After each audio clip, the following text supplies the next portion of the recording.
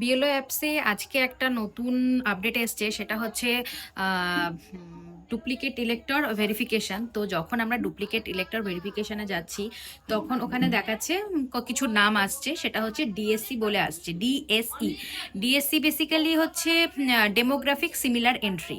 তো এটা system generated হয় অ্যাকচুয়ালি, যাদের অন্য জায়গায় ভোটার আছে এবং সে যেখানে এনুমারেশন ফর্ম নিচ্ছে দুই জায়গাতেই যদিও করে থাকে, দু জায়গাতেই জমা দিয়ে থাকে, তাহলে এটা এন্ট্রি হয়ে যাবে, অটোমেটিক্যালি সিস্টেম জেনারেট নিয়ে নেবে। তো সেখানে আমাদের কাজটা কি হবে, যে এদেরকে বাড়ি বাড়ি যেতে হবে এবং দেখতে হবে যে ওই ব্যক্তি ওই বুথেই বসবাস করছে কিনা। যদি ওই বুথে বসবাস করে থাকে তাহলে খুবই ভালো কথা, তাহলে নো অ্যাকশন রিকোয়ার্ড। আর যদি ওই বুথে বসবাস না করে থাকে তাহলে সেটা মার্ক আনকালেক্টেবল করতে হবে। সেখানে আমাদেরকে এটা খুব সিনসিয়ারলি হচ্ছে আইডেন্টিফাই করতে হবে।